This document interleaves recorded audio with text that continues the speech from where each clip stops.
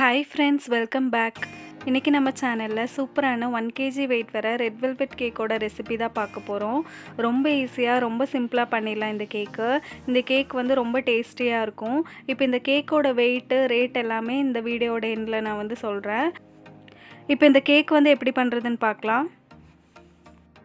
First step வந்து இந்த கேக்குக்கு தேவையான பட்டர் மில்க் வந்து ரெடி பண்ணி எடுத்துடலாம். அரை கப் அளவுக்கு நான் ரூம் டெம்பரேச்சரில் இருக்க பால் எடுத்திருக்கேன். காய்ச்சாத பால் தான். அது கூட 1 டீஸ்பூன் அளவுக்கு நான் வினிகர் சேர்த்துக்கிறேன். சேர்த்து நல்லா மிக்ஸ் பண்ணி விட்டுக்கலாம். இது வந்து கொஞ்சம் நேரத்தில் பட்டர் மில்காக ரெடி ஆகிடும். இது வந்து இந்த கேக்கில் சேர்க்கும்போது இந்த கேக் வந்து தனி டேஸ்ட்டாக இருக்கும். இப்போ நம்ம கேக்குக்கு தேவையான ட்ரை இன்க்ரீடியன்ட்ஸ் என்னென்னு பார்க்கலாம்.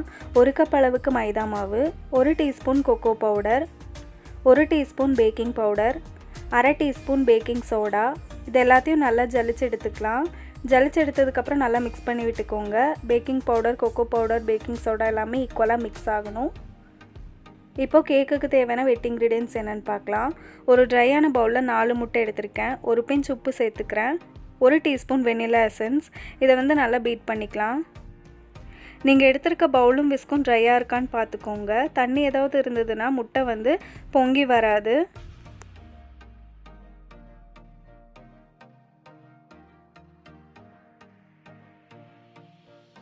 இப்போ ஒரு 1 நிமிஷம் ஆயிடுச்சு. முட்டை வந்து நல்லா பீட் ஆகிட்டுருக்கு. இந்த டைமில் 1 கப் அளவுக்கு நான் பொடிச்ச சர்க்கரையை சேர்த்து நல்லா பீட் பண்ணிக்கிறேன். நம்ம சேர்த்த சர்க்கரை வந்து நல்லா மெல்ட் ஆகணும்.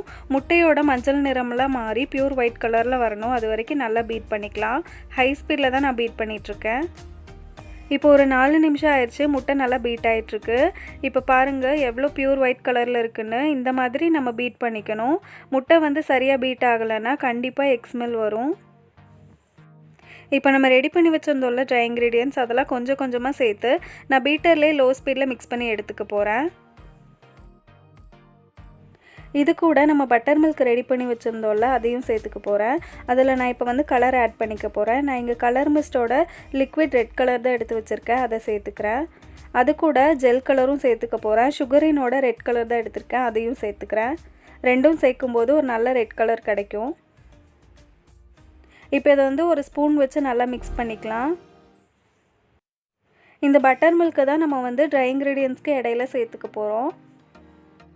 இப்போ நான் இதை கொஞ்சமாக சேர்த்துட்டு லோ ஸ்பீடில் மிக்ஸ் பண்ணி எடுத்துக்க போகிறேன். ஜஸ்ட்டு நீங்கள் வந்து மிக்ஸ் ஆனால் போதும். அது வரைக்கும் பீட் பண்ணிக்கோங்க. அதிக நேரம் மிக்ஸ் பண்ணிங்கன்னா உங்கள் முட்டை வந்து நல்லா பொங்கி வந்திருக்குல்ல, அது வந்து ரொம்ப தாழ்ந்து போயிடும். அப்போ கேக்குக்கு வந்து சரியான ஹைட் கிடைக்காது. இப்போ நான் எல்லா ட்ரை இன்க்ரீடியன்ட்ஸையும் சேர்த்துக்கிறேன்.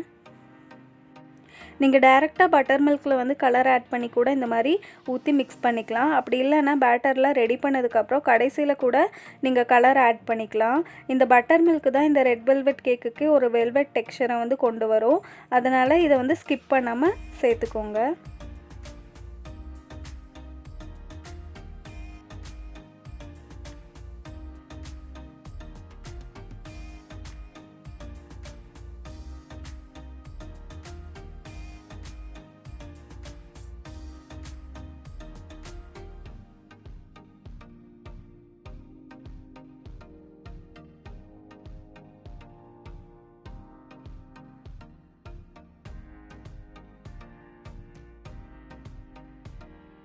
இப்போ ட்ரை இன்க்ரீடியன்ட்ஸ் எல்லாமே சேர்த்தாச்சு. கடைசியாக 3 டேபிள் ஸ்பூன் அளவுக்கு நான் சன்ஃப்ளவர் ஆயில் எடுத்து வச்சுருக்கேன். அதையும் சேர்த்து நான் பீட்டர்லேயே மிக்ஸ் பண்ணிக்கிறேன். ஆயில் சேர்த்ததுக்கப்புறம் அதிக நேரம் மிக்ஸ் பண்ணிங்கன்னா கேக் வந்து ரொம்ப கிறிஸ்பி ஆகிடும். அதே மாதிரி மிக்ஸ் பண்ணாமல் விட்டுட்டிங்க அப்படின்னா கேக்கு பேக் ஆனதுக்கப்புறம் கேக்குக்கு மேலே வந்து ஆயில் ஒட்டுற மாதிரி இருக்கும். அதனால கரெக்டாக மிக்ஸ் பண்ணிக்கோங்க.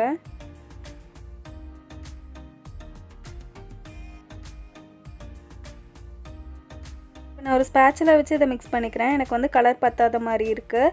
அதனால நான் கொஞ்சமாக கலர் மிஸ்டோட ரெட் கலர் மட்டும் ஆட் பண்ணியிருக்கேன். லிக்விட் கலர் தான். அதை சேர்த்து நான் வந்து மிக்ஸ் பண்ணிக்கிறேன். ஓவர் மிக்ஸ் வந்து பண்ணிடாதீங்க. ஜஸ்ட்டு ஃபோல்ட் பண்ணால் மட்டும் போதும்.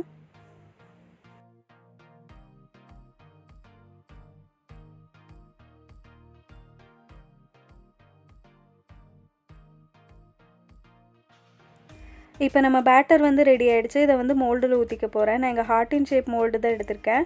அதில் இந்த பேட்டரை ஊற்றி 180 டிகிரி செல்சியஸில் 10 நிமிஷம் ப்ரீஹீட் பண்ண அவனில் 40லேருந்து 45 நிமிஷம் வரைக்கும் பேக் பண்ணி எடுக்கலாம். அப்படி இல்லைனா பாத்திரத்தில் கூட பேக் பண்ணி எடுக்கலாம். இப்போ நம்ம கேக் வந்து பேக் ஆகிட்டுருக்க டைமில் நான் வந்து க்ரீம் ரெடி பண்ணி எடுத்துக்க போகிறேன். நான் இங்கே 1.5 கப் அளவுக்கு க்ரீம் வந்து விப் பண்ணி வச்சுருக்கேன். அதை வந்து சேர்த்துக்கிறேன். இப்போ க்ரீமில் வந்து எப்படி கலர் ஆட் பண்ணணும் அப்படின்னு நான் உங்களுக்கு காமிக்கிறேன்.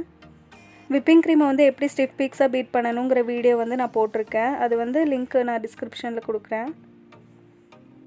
இப்போ நமக்கு எந்த அளவுக்கு க்ரீம் வேணுமோ அந்த அளவுக்கு க்ரீம் எடுத்துக்கலாம். அதில் வந்து நம்ம கலர் சேர்க்க போகிறோம். க்ரீம் வந்து எப்போவுமே விப் பண்ணதுக்கப்புறம் ஃப்ரிட்ஜில் ஒரு மூடி போட்டு இல்லைனா கிளிங் ரேப் போட்டு மூடி வச்சுக்கோங்க. அப்படி மூடி வைக்காமல் விட்டுட்டிங்கன்னா க்ரீம்குள்ளே வந்து ஏர் பபிள்ஸ்லாம் ஏறிடும்.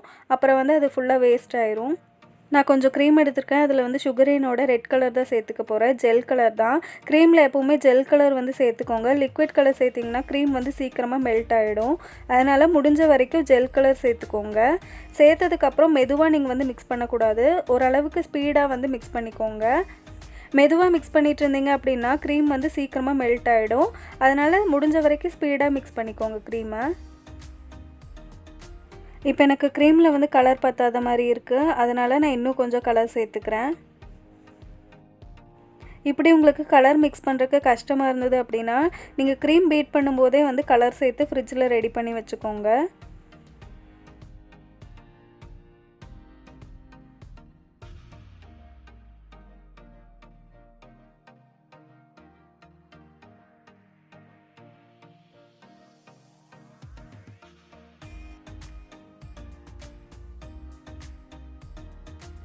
நம்ம நினச்ச கலர் வந்து வர வரைக்கும் நம்ம கலர் சேர்த்துக்கலாம்.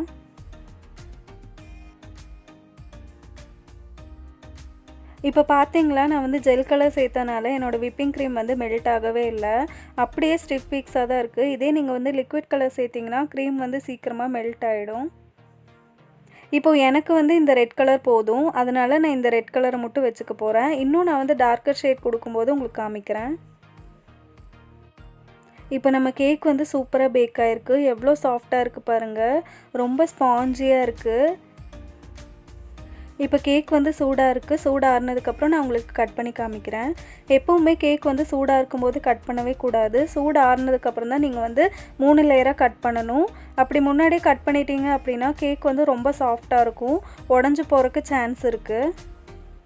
நார்மல் கேக்ஸை விட ரெட் வெல்வெட் கேக் வந்து ரொம்ப சாஃப்டாக இருக்கும். அதனால கையை இந்த மாதிரி ரொட்டேட் பண்ணி மெதுவாக கட் பண்ணி எடுத்துக்கோங்க. முதல்ல வந்து லேயர்ஸை மார்க் பண்ணிக்கோங்க. அதுக்கப்புறம் நீங்கள் வந்து கட் பண்ணிக்கலாம். இல்லைன்னா ஒரு லேயர் பெருசு இல்லைன்னா ஒரு லேயர் சின்னதாக போயிடும். அதனால் மெதுவாக கட் பண்ணி எடுத்துக்கோங்க.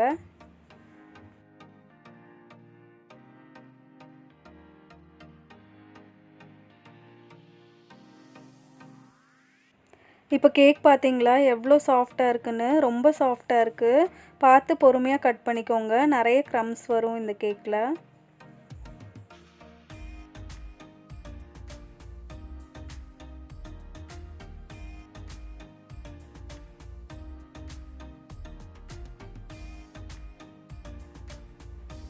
இப்போ அவ்வளோதான், நம்ம கேக் எல்லாமே கட் பண்ணியாச்சு.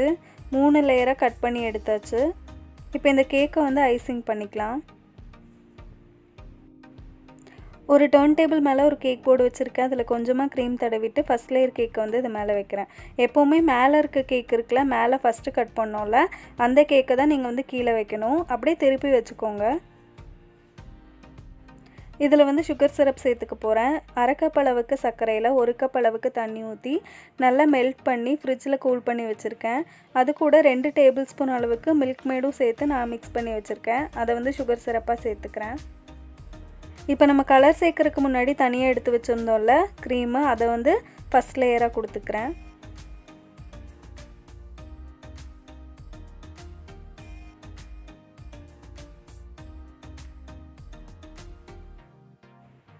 இதில் கொஞ்சமாக நான் வந்து கண்டென்ஸ்டு மில்க் சேர்த்துக்கிறேன். ஹோம்மேட் கண்டென்ஸ்டு மில்க் வந்து எப்படி பண்ணணுங்கிற வீடியோ வந்து நான் ஆல்ரெடி போட்டிருக்கேன். பார்க்கலன்னா செக் பண்ணி பார்த்துக்கோங்க. அதோட லிங்க்கும் நான் வந்து டிஸ்கிரிப்ஷன் பாக்ஸில் கொடுக்குறேன். இப்போ இதில் கொஞ்சமாக கிரேட் பண்ணி வச்சுருக்க ஒயிட் சாக்லேட்ஸும் சேர்த்துக்கிறேன்.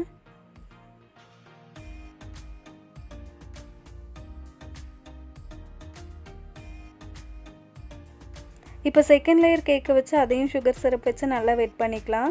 வெட் பண்ணிவிட்டு நெக்ஸ்ட் லேயர் நான் வந்து க்ரீம் கொடுக்க போகிறேன். நடுவில் ஃபில்லிங்காக நான் வந்து ஒயிட் சாக்லேட் சேர்த்துக்க போகிறேன். மில்க் மேடும் சேர்த்துக்க போகிறேன். இதே ப்ராசஸை வந்து நம்ம ரிப்பீட் பண்ணி இந்த கேக்கை ஃபுல்லாக ஃபினிஷ் பண்ணி எடுத்துடலாம்.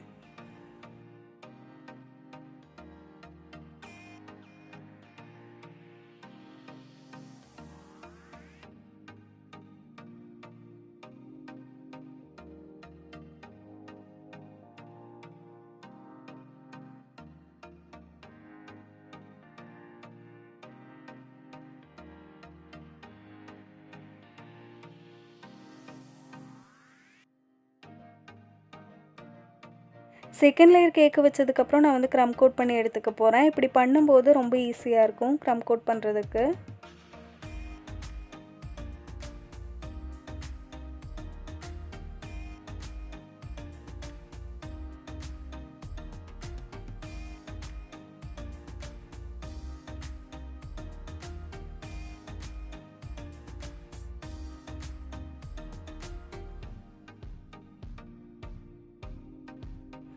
மில்க் மேட் சேர்த்துக்கிறனால கேக் வந்து இன்னும் டேஸ்டியாக இருக்கும்.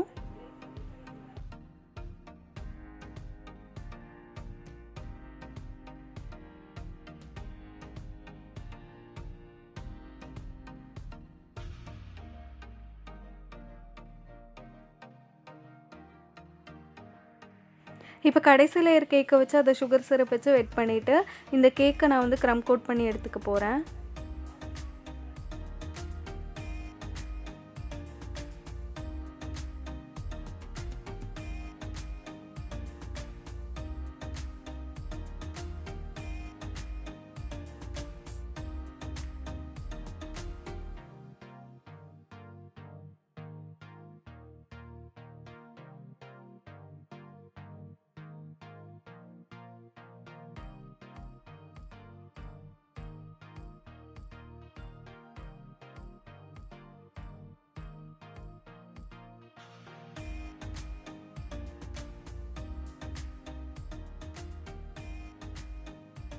கேக்கை நல்லா க்ரம் கோட் பண்ணதுக்கப்புறம் ஒரு 10 நிமிஷம் ஃப்ரிட்ஜில் வச்சு நல்லா செட் பண்ணிக்க போகிறேன். அதுக்கப்புறம் இந்த கேக்குக்கு மேலே வந்து ஃபைனல் கோட்டிங் கொடுத்துக்கலாம். ஃபைனல் கோட்டிங்காக நம்ம கலர் கொடுத்துருந்தோம்ல, அந்த க்ரீமை எடுத்து நான் ஃபைனல் கோட்டிங் கொடுத்துட்ருக்கேன்.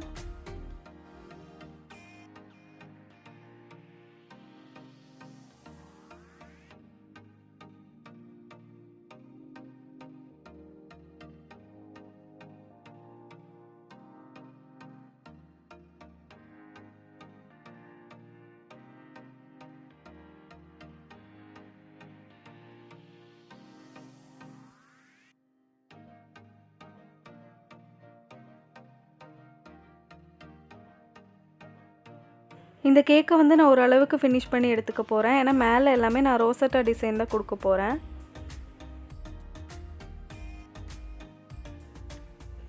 இப்போ ஃபைனல் டெக்கரேஷன் கொடுக்குறதுக்கு முன்னாடி இந்த கேக்கை வந்து ஒரு 1/2 அன் ஹவர் ஃப்ரிட்ஜில் வச்சு நல்லா செட் பண்ணிக்க போகிறேன். அதுக்குள்ளே நம்ம அந்த பேலன்ஸ் இருக்க ரெட் கலர் க்ரீமில் இன்னும் கொஞ்சம் ரெட் கலர் சேர்த்து நல்ல ஒரு டார்க்கர் ஷேடாக நான் வந்து க்ரீம் ரெடி பண்ணி எடுத்துக்க போகிறேன்.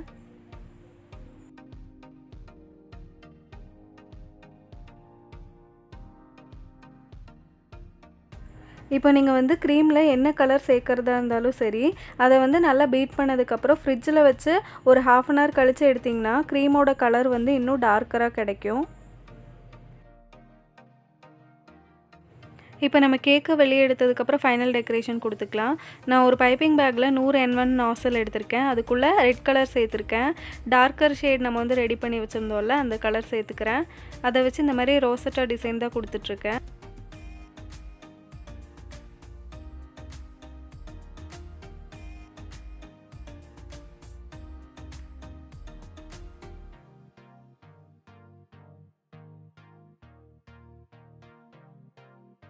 அதே மாதிரி நீங்கள் வந்து பைப்பிங் பேக்கில் க்ரீம் சேர்க்கும்போது எல்லா க்ரீமையும் ஒட்டுக்கா சேர்த்துக்காதீங்க. ஒவ்வொரு ஸ்பேச்சுலாவை எடுத்து கொஞ்சம் கொஞ்சமாக சேர்த்துக்கோங்க. ஏன்னா கை சூடு பட்டு க்ரீம் வந்து சீக்கிரமாக மெல்ட் ஆகிடும். அதனால் கொஞ்சம் கொஞ்சமாக சேர்த்திங்கன்னா போதும்.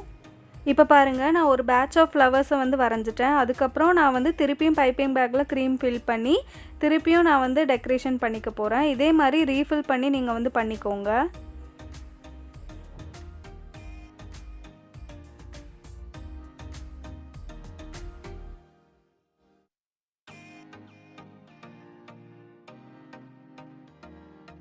இப்போ ஃபுல்லாக நான் வந்து ரோசட்டா டிசைன் கொடுத்துக்கிறேன்.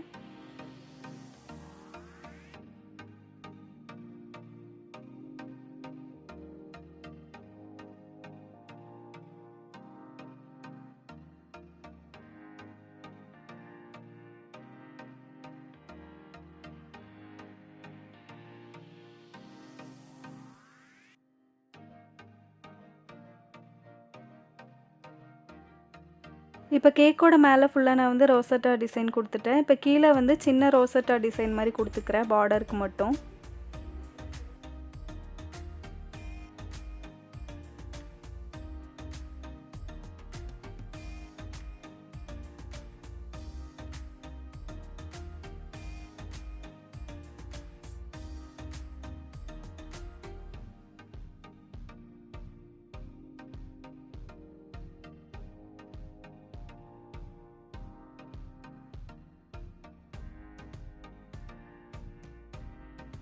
இப்போ இந்த கேக்கோட வெயிட் பார்த்தீங்கன்னா 1 கிலோ 126 கிராம் இருக்குது. கேக்கோட ப்ரைஸ் வந்து 800. நம்ம சேனலை இப்போ தான் ஃபஸ்ட் டைம் பார்த்துட்ருக்கீங்கன்னா மறக்காமல் சப்ஸ்கிரைப் பண்ணி பக்கத்தில் இருக்க பெல் ஐக்கானை ப்ரெஸ் பண்ணிக்கோங்க. அடுத்து இன்னொரு கேக் ரெசிபியோடு உங்களை பார்க்குறேன்.